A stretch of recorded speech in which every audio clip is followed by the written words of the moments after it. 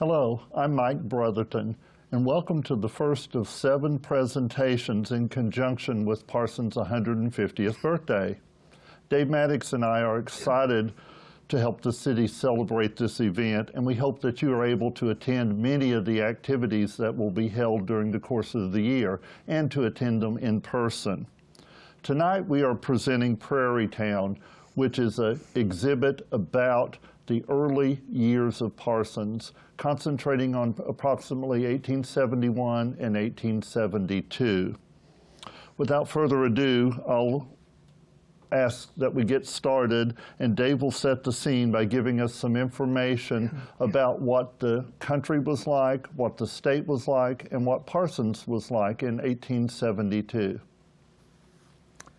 Okay, just to give you a little historical context as far as what was happening in the country 150 years ago. The Civil War, the end of slavery, and the Lincoln assassination had happened less than a decade earlier. Ulysses S. Grant was the president. It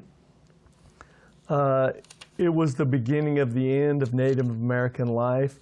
Although Sitting Bull and Geronimo Crazy Horse were still active, and basically we were only less than 5 years away from Custer's last stand, which was basically the end of it, and that was in 1876.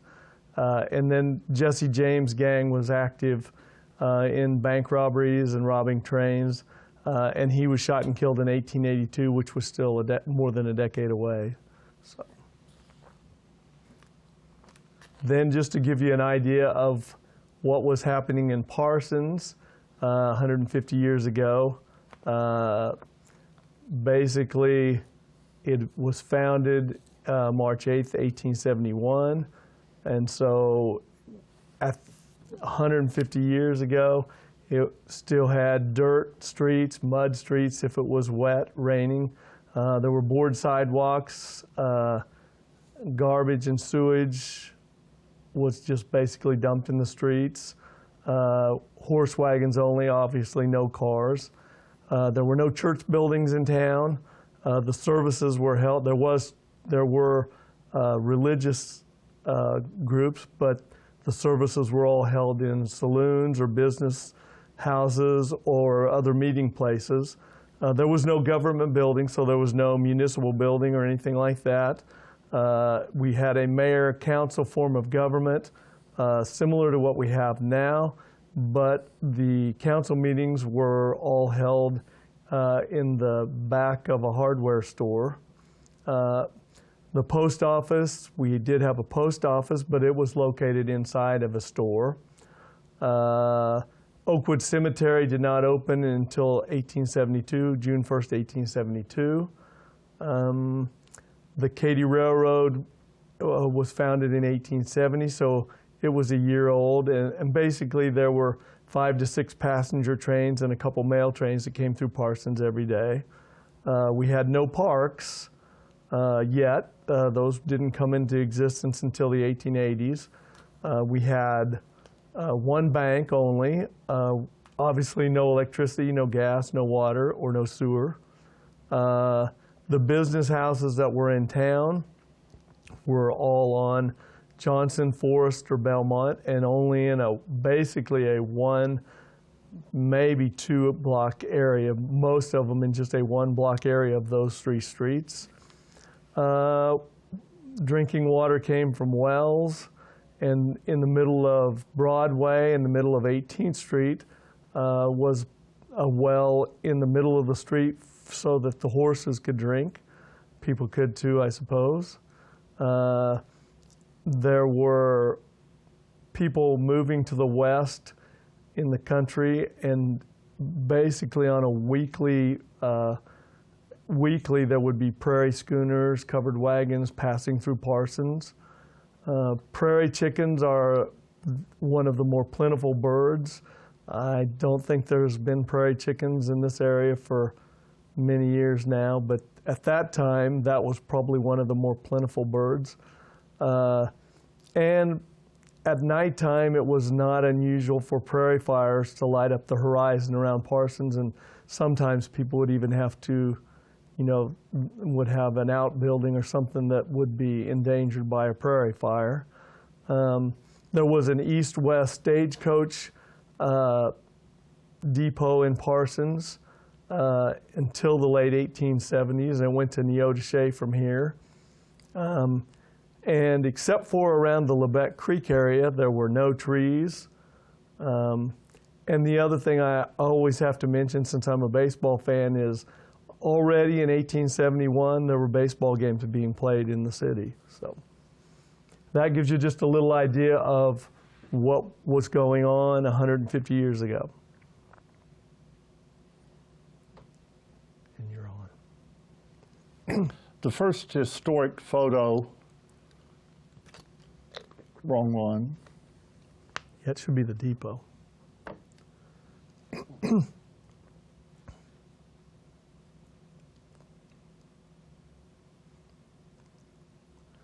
We must have skipped one. Yeah, it was up there very briefly. You're going the wrong way. Yeah, I got to go back.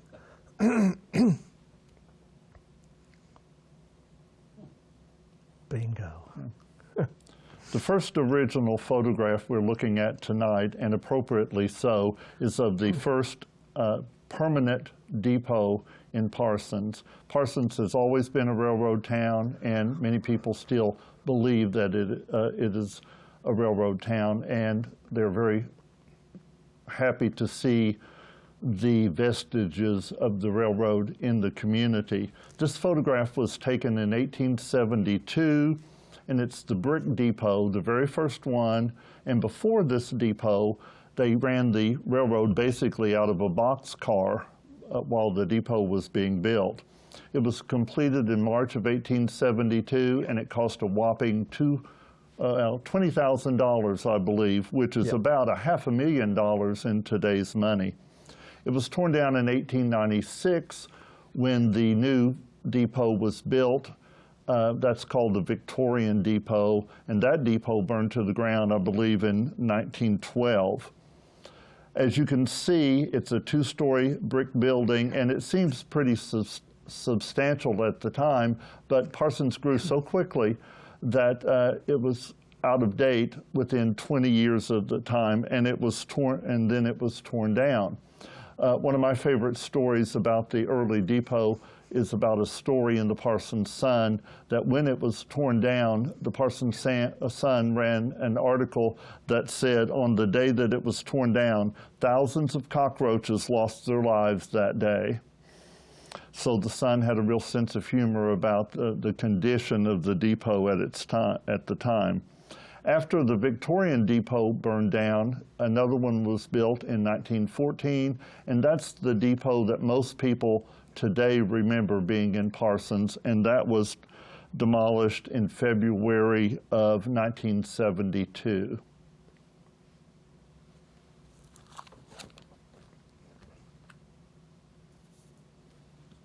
Yeah. Okay, the next slide that we're looking at here is today's Broadway and 18th looking to the west, and you can see the depot in the background there. This is an 1872 photo, and like I said, you can see the depot there pretty much straight down the street, and then just to the right of it, the large brick building there is the St. James Hotel. At the time, where we're standing, which is 18th Street, was the east edge of town. There really wasn't anything past that. So you're looking at one street of buildings, and that's that and Main Street and a few on Belmont, and that's what you had for a town. And the other thing I always like to point out on this is, photography was pretty new at the time, and you can always see people anxious to pose for the photographer. There's boys up on the building there. There's guys hanging around the edges. And so that's, for me, always interesting. Nowadays, people don't really want to have their picture taken, but at the time, it was a big event. And the other thing I'd like to point out, and it's hard to see, but on the buildings on the right-hand side, there's what look like TV antennas on each one. And obviously, that's not what they are. But if you have a street full of wood frame buildings that are connected together, an important thing to have on the buildings are lightning rods, because if one of them gets hit, you're losing the whole street. So the next slide that we have is going to show you what that view looks like today.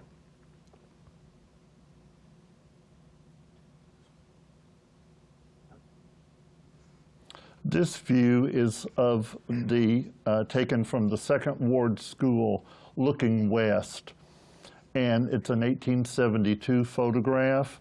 And basically the Second Ward School was the first city hall. After it was a school, it became City Hall, and it was on the location where the municipal building stands today.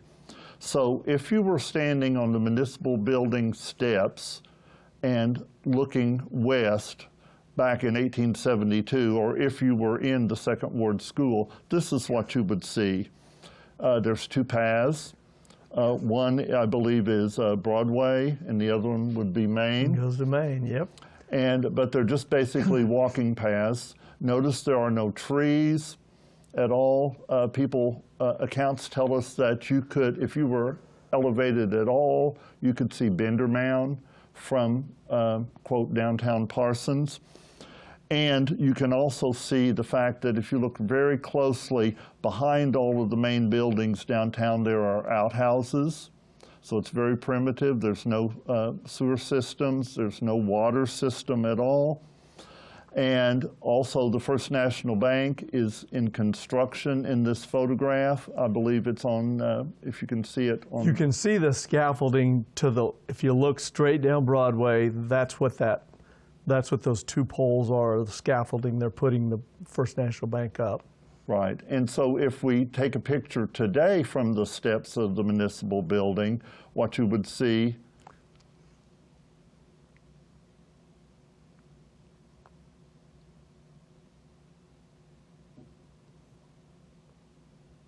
there you go. What you would see is the view of the Carnegie Arts Center and of the post office. And this is a composite photograph showing the two buildings, but basically the very same view as the 1872 And view. I might point out that it's a bad composite put together by me, so you can see the seams of it. But it gives you the idea anyway.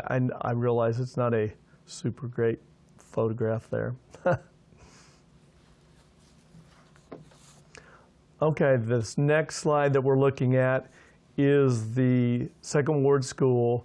That's what they called it up until James Garfield was assassinated, and then it became Garfield School. So that would have been in 1881, I believe. So this was just known as the Second Ward School.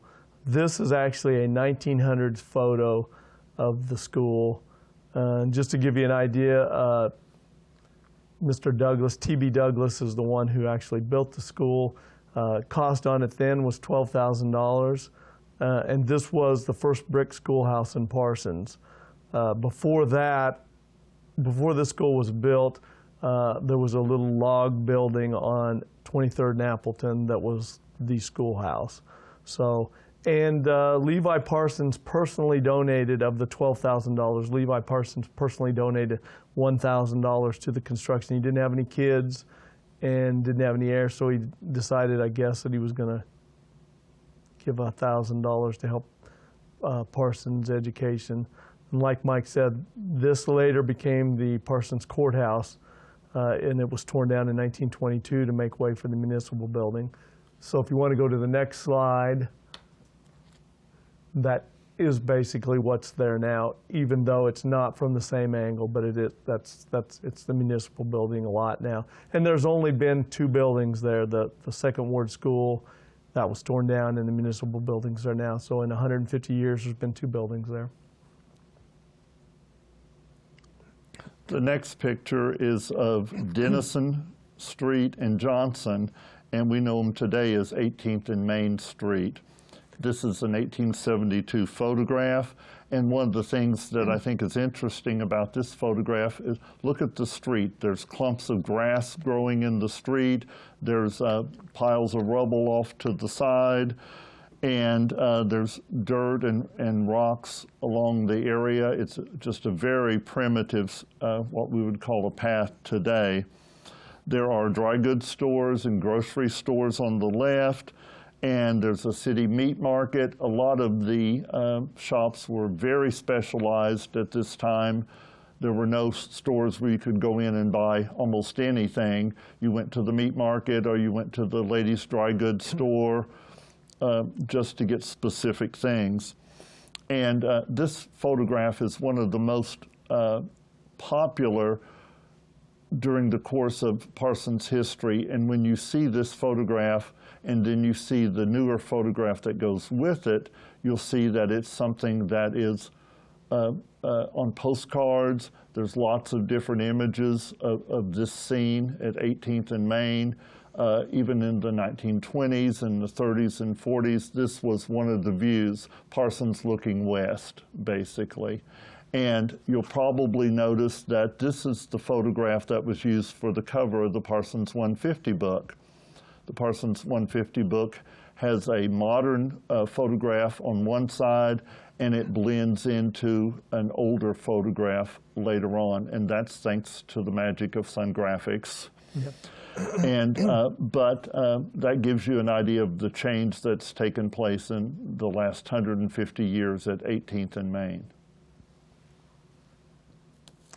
Okay, the next photograph we've got is Central and Main, and you're looking at the north side of Main Street, looking off to the east, basically, is what you're doing.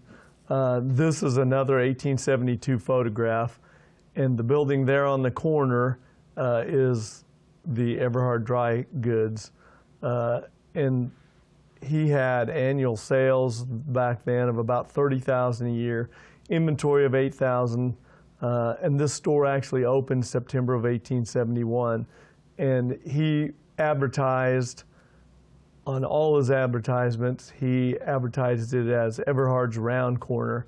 And the reason being is he had the corner location, he had a rounded sign, and you can kind of see that it kind of curves around the corner there. And you also can see there that there is a scale, and it's a couple stores down there. There's a scale, a Fairbanks scale, and out in the street. And basically that was used to weigh produce and grain. It's in front of the settler store, but it was used to, back then, farmers would bring things to town and they would sell them to the retail stores, and you had to have some way of weighing it easily, and that's what that's for. And now if you want to go to the next slide, it'll give you a view of that today. Okay, our next photograph is also an 1872 photograph, and it's Central and Main, which was Riggs and Johnson, but it's looking west at the north side of Johnson. You can see, if you look closely, the United States Hotel, which is on the corner, and you can also see Sipple Brothers Grocery Store. The U.S. Hotel was an early hotel that had 20 rooms and often had up to 50 guests in the room. It was torn down while it was in Ladore and moved to Parsons and rebuilt at this site, as were many of the early buildings in Parsons. They were either torn down and reconstructed, or sometimes the buildings were small enough they were actually just moved in total from other sites into Parsons. Sipple Brothers Grocery might be the very first business house in Parsons. And it was moved by wagon from Dayton and to that's Parsons. That's not the one that got moved by wagon. Ah. So. Okay. There was one before that. Well, people were going to go, well, there's no way they got that on a wagon. I'm sure the one that they brought before was a real small shack. They rebuilt that. So.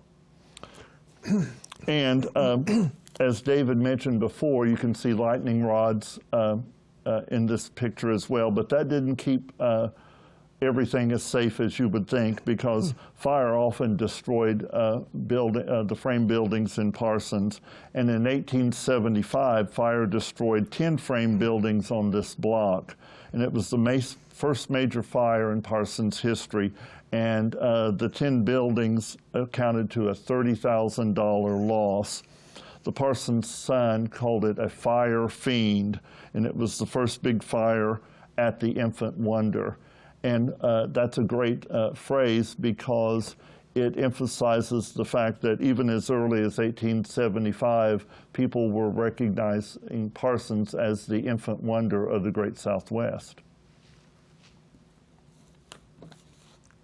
And I think this is the view coming up now of that same corner. Yep.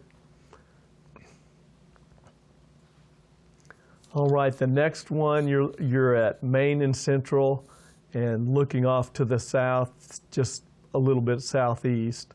And you can see on the very corner there is Dr. Warren's pharmacy. He had the first drugstore here in Parsons. And also Dr. Warren he was the builder of the very first house. There were other houses here, but they had been moved here. And he actually built the first house. And he came here before Parsons was a city by wagon. You can also see on this corner closest to me, on the left-hand corner, that there's Walker and Thomas, and they were the first real estate firm. And then right next to, if I can see it, yeah, about 1, 2, 3. The fourth one down, you can see it says Ladies Store on there. That was Mrs. Post's Ladies Store, which I think is really unusual for the 1870s. Most women weren't in business, didn't have a business. Her husband had his own business, and apparently they were fairly modern in their thinking. She had her business, and the banner on it, I like. You can see the building and what it looks like, and it says largest and cheapest store in Parsons. But the best thing about basically what to me looks like a wooden shack says, it is the emporium of fashion for Southeast Kansas. So who'd have thought? So the next slide will show you what that view looks like today.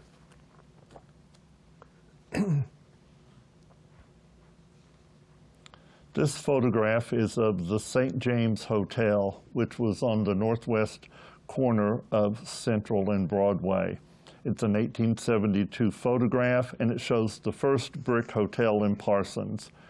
Groundbreaking was in June of 1872, and amazingly, it opened for business in November of the very same year, in 1872. A couple of years later, it was enlarged to double its size, but the St. James had a saloon, and the advertising for the saloon said it had the best whiskeys, brandy, and cigars, and the proprietor keeps a saloon where any gentleman can get a drink without fear of annoyances.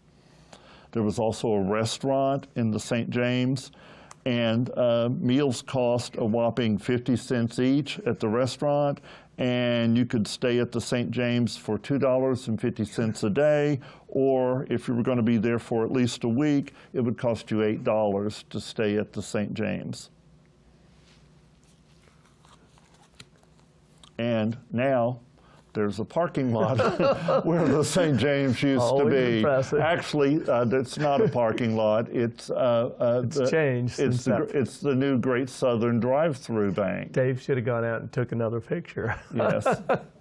See how things change? Yes. All right. The next slide is the Belmont House. It was located in the 1900 block of Forest, just to the northeast of the depot.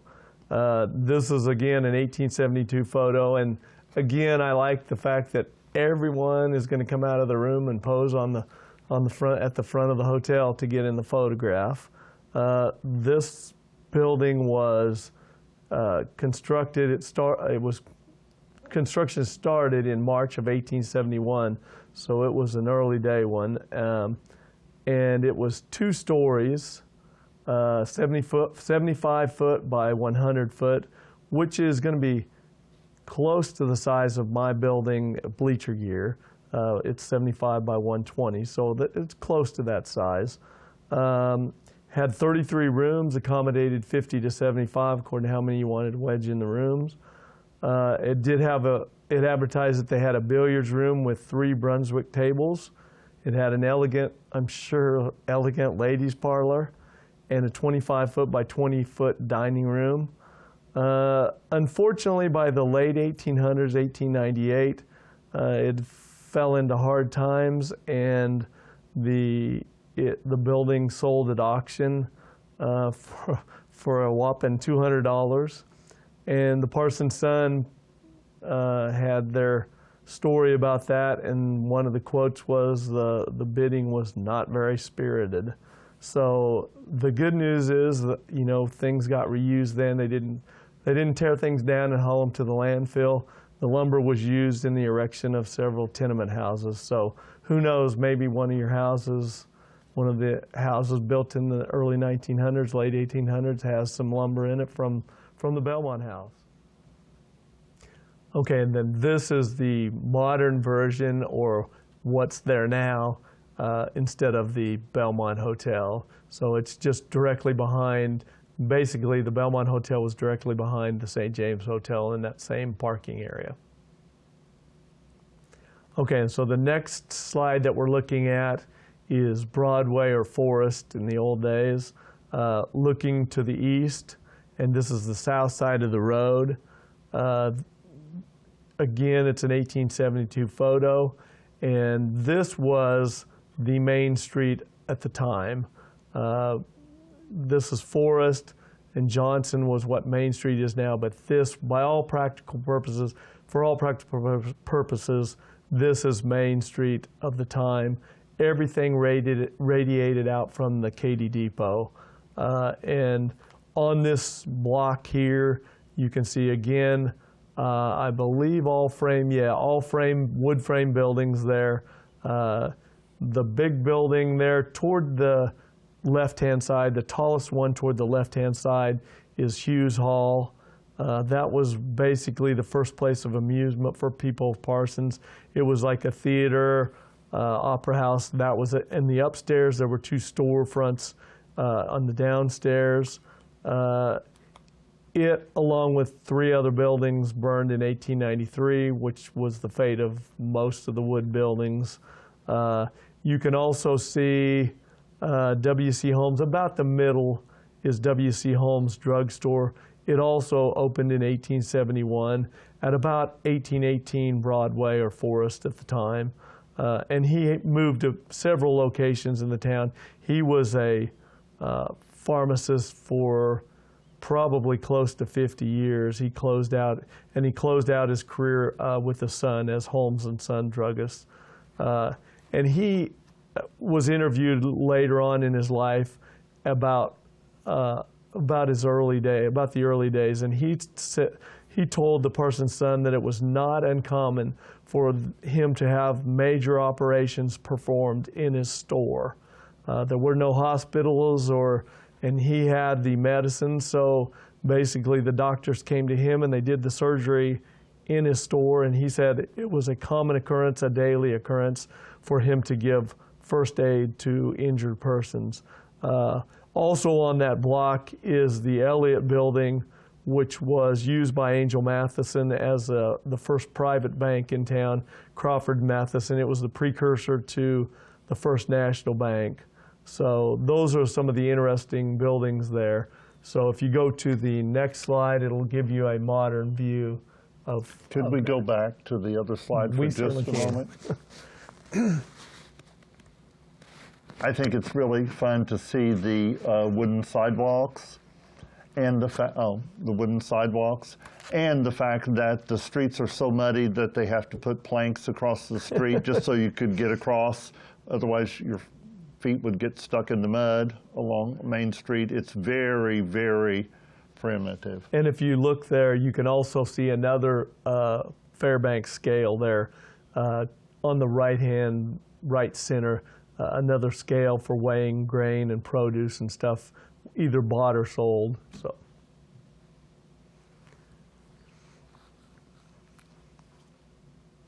I don't like it. Okay, this obviously is the first Parsons Sun building. It's the southwest corner of Central and Belmont. And again, this is an 1872 photo. And again, you've got all the people, probably everybody that worked there out front posing for the picture. This building was built by Milton Reynolds, who was a pretty famous editor. He built the building and for the first few years lived upstairs with his family.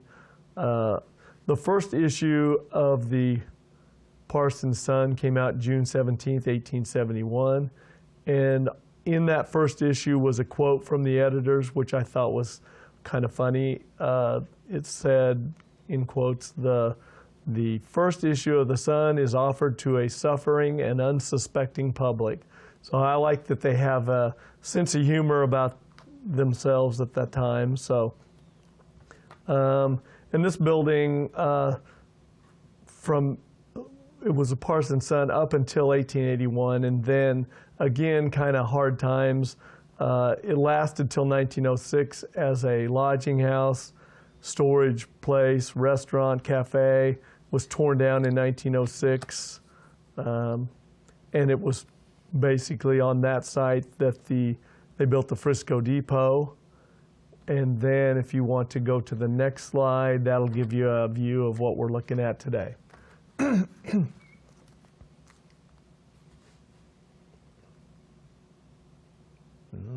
let me go to that one. We'll do that one. This is the earliest photo of Parsons, and this is basically the same view that we saw a couple slides ago. Again, this is the corner of Central and Broadway looking to the southeast, and this is the south side of Forest. This is, to my knowledge, at least I've seen a lot of photos of Parsons. This is the oldest photo of Parsons, and by several months, and you can tell that by what's not there, not what's there, but what's not there. As we talked about earlier, Hughes Hall, the big theater that was built, that is not in the picture. So we know that it had to be early in 1872. The other photos that we've talked about that are 1872 photos were later. And just to give you an idea of a couple things on Hughes Hall, they built that theater that is not in this picture. They built it they had groundbreaking February 17th of 1872 and opening night April 10th, 1872. So they built the building in a month and a half. So somehow feel like probably wasn't the best workmanship there, but I'll give them props for speed. And on the corner here is another interesting little bit of information.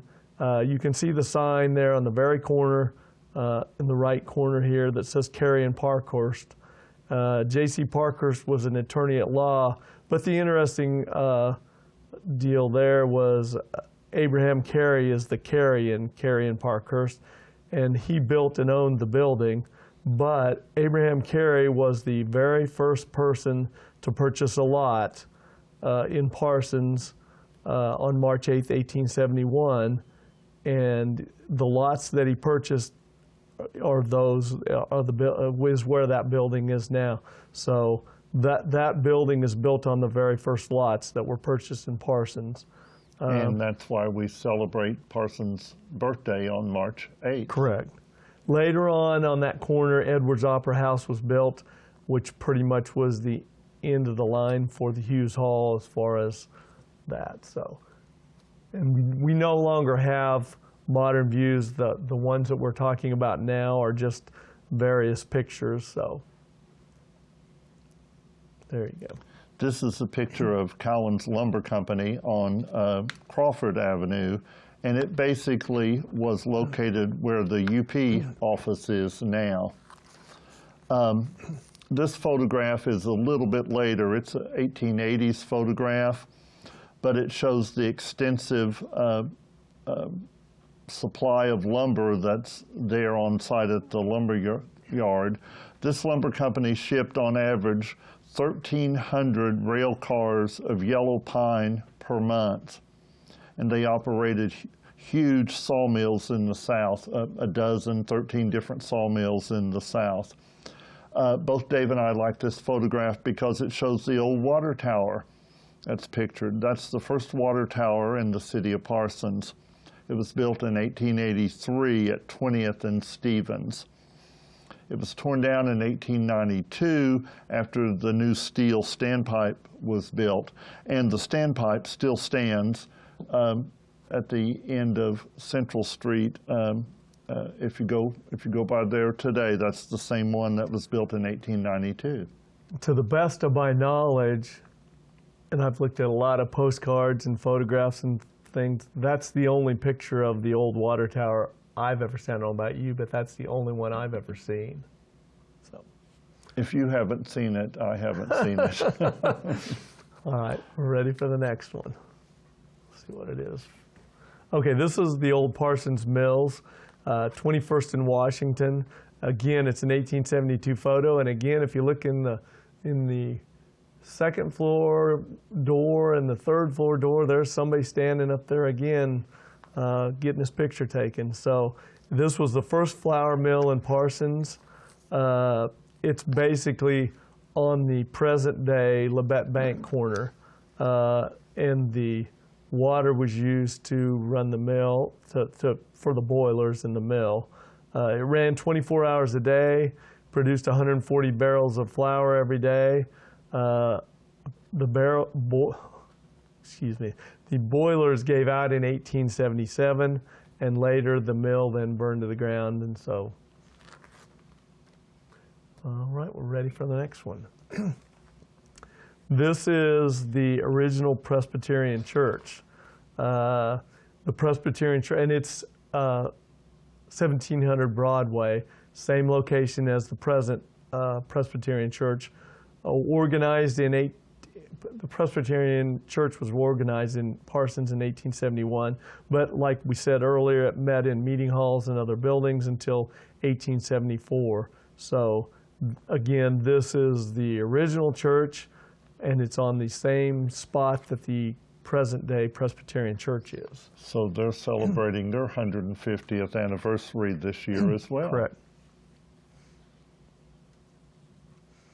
Okay, this is the First Catholic Church, and this is located at the corner of Riggs and Gabriel, which Central Gabriel is what it is. Riggs is the old name. This is a photo from 1875. This building doesn't really look like it, but they have the cost to build it was $15,000. It doesn't look as substantial as some of the other ones that didn't cost as much, but anyway. And the building was 24 foot by 45 foot, which is not a very big building. And we like the fact that they didn't really care so much about landscaping then, because the grass looks to be about 2 feet tall in that picture. So. And you can see the boards across the street. Yeah, so they exactly. won't have to walk in the mud. Yep. So, all right. And then this is our last photograph. And this is the Angel Matheson residence. And this was a mansion. And this building was actually built, and he was living in it in 1871. And you look, that's way more substantial than the majority of the business houses. So it took up most of the 1500 block of Morgan. And when this building was, after Angel Matheson died in, I believe, 1913, he didn't have any heirs. This building was sold, and Dr. Rotter, a Parsons physician, bought the building, and he decided he was going to split it into 3 pieces and move the 3 pieces. And he sold some of the then he was going to sell the property after he'd moved he sold some of the property first, which probably was a mistake after what happened. He sold some of the property to Paul Kimball, and then there was a disagreement as to where the property line was, and the dispute couldn't be solved. Apparently no one was going to compromise, and Mr. Kimball said that one of the pieces was on his property line and he wanted more money, and Mr. Rotter said he wasn't going to pay it. So the Parsons Sun printed a newspaper article about the dispute, and I'm going to just read this because, again, I like the way the Parsons Sun writes. It says, "No agreement could be reached between the two men, and inasmuch as the movers were ready, Dr. Rotter finally directed them to get busy with saws and chisels. Straight to the line they hewed, and the result is that Mr. Kimball now has 15 foot of the Matheson home completely severed from the rest of the house standing upon his lot. The movers will take the rest of the house off the premises. Anyone who wishes 15 feet of a good house walled on 3 sides is asked to consult with Mr. Kimball." So that's my lesson on lack of compromise sometimes works out not well for either. So that is the end of the presentation that I have. I don't know whether you have anything else that you want to. No, we just hope that you will see the other presentations during the course of the year, and that you will get to attend many of them in person. And we thank you very much. Thank you.